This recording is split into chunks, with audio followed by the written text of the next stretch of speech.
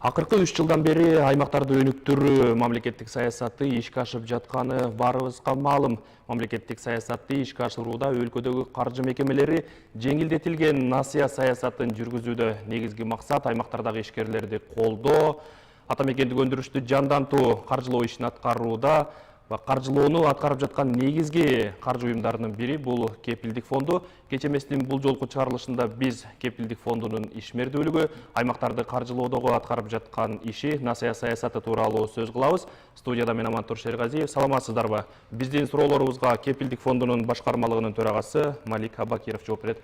Малик мырза, саламатсызбы?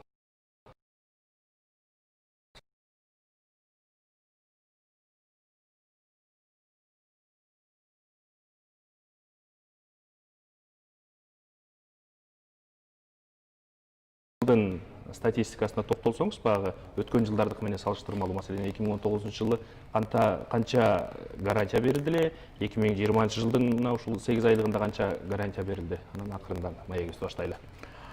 Рахмат. Биздин организация, биздин кепилдик фонд ачык акционердик коом президенттин указын аткарып 3 жылдан бери мына регионду колдоо маселесине биз да өзүбүздүн салымыбызды кошуп атабыз. Бүгүнкү күндө эгерде ошол маалыматка токтоло кетсек, анда биз 98% биздин гарантияны региондорго жумшадык, 2% эле Бишкекте да. Андан тышкары эгерде биз былтыр 946 гарантия берсек, бүгүнкү күндө биз 8 айдын результаты боюнча 1138 гарантия бар. Бул 120%ке жогору былтыркы бүт жылдын результатына караганда. Албетте коронавирус кичине тоскоолдук кылып койду ишкерлерге, кепилдик алганга, кредит алганга. Биз бүгүнкү күндө 466 миллион сомго гана гарантия бердик. Былтыркы жылдын результатына караганда бул 52%, былтыркы жылдын 8 айдын результатына 90% болду да.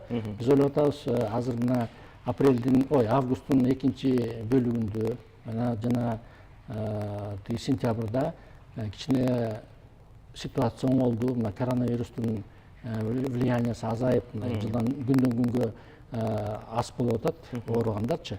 Бизнес дагы азыр башын көтөрүп кайра иштей баштады. Азыр арыздар дагы кепилдик берүүгө көбөйүп кетти да. Мен ойлоп атам, ушу жылдын аягына чейин биз жаңы программа 1 миллиард сомго чыгардык. Бүгүнкү күндө ишти баштап атабыз. Ошондо кошумча капиталдаштыруу. Кошумча, анан кийин биз ойлоп атабыз, ушу жылдын аягына чейин бир 500 миллион, 900 миллионго чейин дагы кошумча кепилдик бергенге мүмкүнчүлүк болот. Кепилдик берүүдөгү артыкчылыктуу багыттар кайсы? Маселен, кайра иштетүү тармагыбы, өнөр жайбы, туризм тармагы жана башка, мисалы үчүн? Бизде кепилдик фонддун алдында 4 приоритеттүү секторлор бар. Бул айыл чарба продукциясын кайра иштетүү, бул өндүрүш, туризм. Ошо тармактарга биз көбүрөөк көңүл бурабыз. Анан биздин деле чын эле айтканда ушу көп кепилдик ушул тармактарга берилип атат да. Анан кошумча мындан артык туризм бар, услуга, жана соода, логистикалык борборлоо жана башка секторлор бар да. Малик Мартабасович, мына сиздерден баягы кепилдик алам деген ишкерлер кандай талаптарды аткарыш керек, кайсыл жактарга кайрылыш керек? Бизде бүгүнкү күндө 13 коммерциялык банк менен келишим түзүлгөн, жана Орус-Кыргыз өнүктүрүү фондусу менен. Биринчи алар мыйзам боюнча кепилдик фонд жөнүндө мыйзамга ылайык, алар биринчи банктарга кайрылат. Эгерде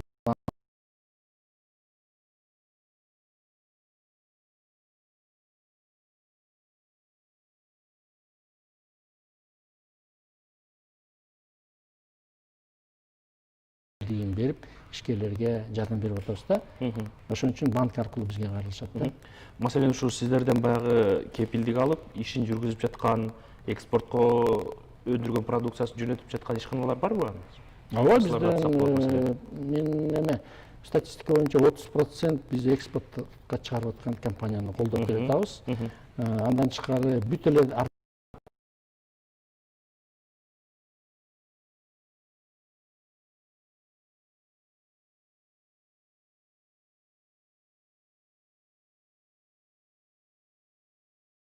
тиешеси жок да. Калган тармакты бүт колдойбуз. Мына жогоруда айтып калдыңыз, жанагы кепилдик фондуна кошумча капиталдаштыруу максатында Улуттук банк тарабынан 1 миллиард сом которулду депчи. Ушул 1 миллиард сом кайсыл багыттарга жумшалат? Насыя берүүдөгү баягы бул антикризистик катчылыкка каршы чаралардын алкагында берилди да, ушул 1 миллиард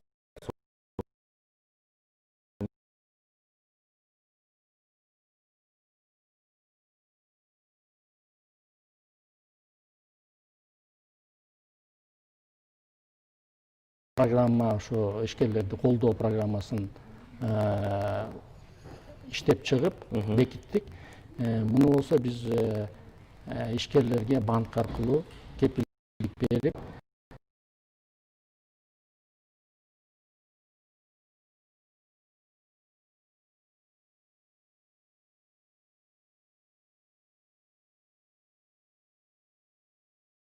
да берип атат каражатты, кредит катары.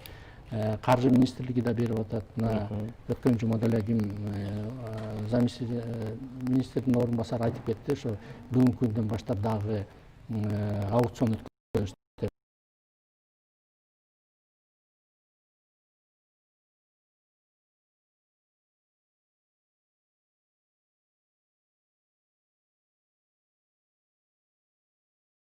Болот да. Анан эми күндөн күнгө убакыт өтүп атат.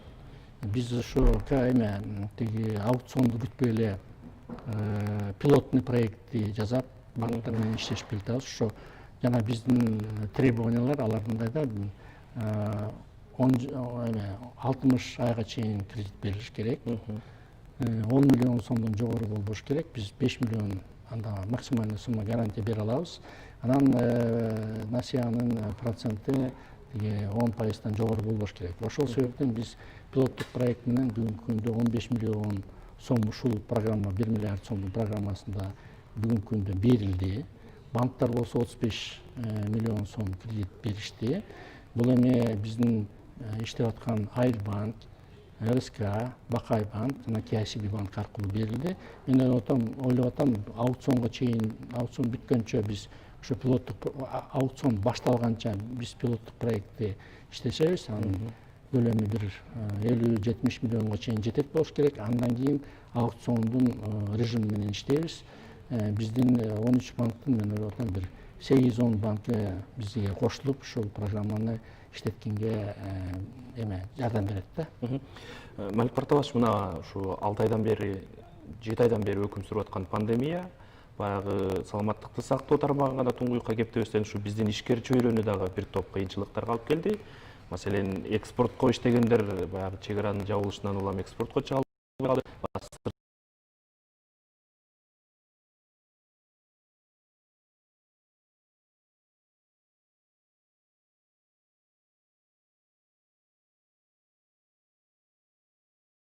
Жана Улуттук банктын чечими бар да.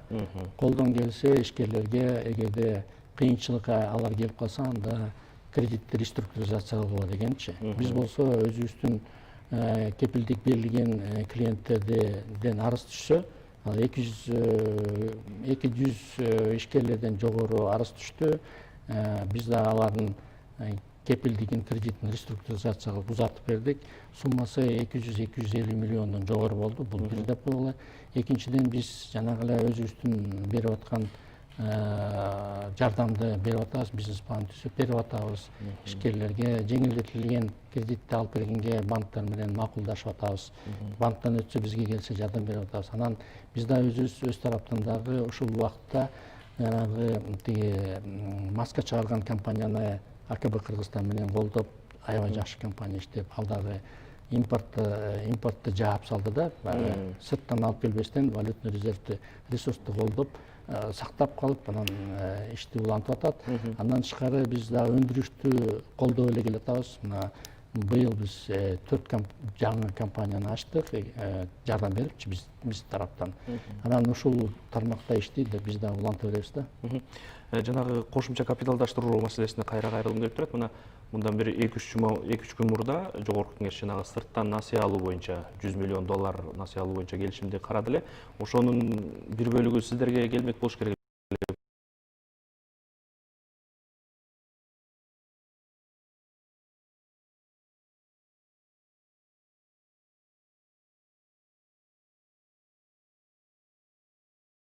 суммасында.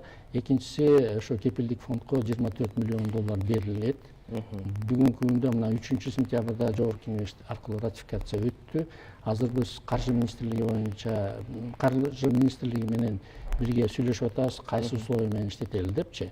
Анан эми жакын арада биз ал условиясын бүтүрсөк, мен ойлоп атам, биздин президентибиз указга, закон, мыйзамга кол койсо, ошол ратификация болгон мыйзамына, анан биз өзүбүздүн ишибизди иштеп, где-то бир октябрдын башында же ортосунда бул ишти баштап кошумча 24 миллион ишкерлерге кепилдик бергенге жумшала турган 24 миллион доллар бар. Бул эгерде сомго которсок 1 миллиард 800 миллион сом болот. Бу дагы жанагы эле кредитке бериле турган ишкерлерге көрөөсү жетишпесе ошолорго жумшалат да.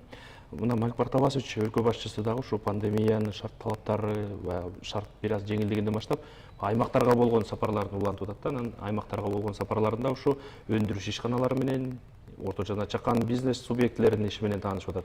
Ошондо баягы сиздер дагы каржы уюмдарынын жетекчилери өлкө башчысынын сапарларын коштоп дайыма жанында болуп атасыздарбы? Ушундай сапарлардын алкагында аймактарда баягы колдоого муктаж болгон, өзгөчө каржылык колдоого муктаж болгон ишканалар болуп атабы? Баягы ишкерлер тарабынан кандай сунуштар түшүп атат? Ошол учурда баягы аймактар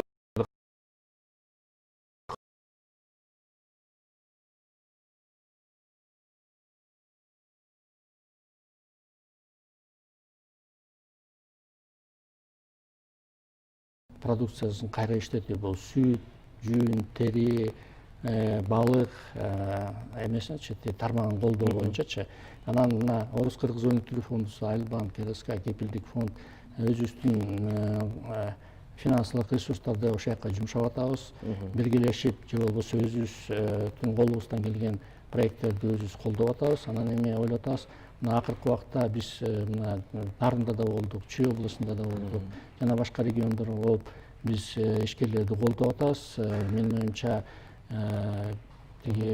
азыркы направление алынган жакшы болду. Мына жакында эле өлкө башчыбыз айтып кетти. Именно переработка сельхозпродукции промышленности развивать эткиле, себеби бул кошумча сумма алып келет, жана жаңы иш орунду түзүп берет, налогторду бюджетке түшкөнгө кошумча жардам берет. Ошол тармакта биз ушу каржы финансы уюмдар ошол тармакта иштеп атабыз да. Чоң рахмат, Малик Бартабасович биздин студияга келип, суроолорубузга жооп берип, маек бергениңиз үчүн ыраазычылык билдиребиз.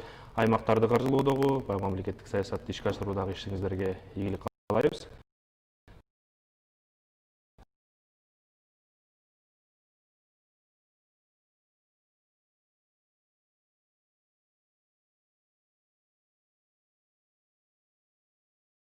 Башкармалыгынын төрагасы Малик Абакиров болду. Ал эми берүүнү мен Амантур Шергазиев алып бардым. Кийинки чыгарылыштан амандашканча саламатта туруңуздар.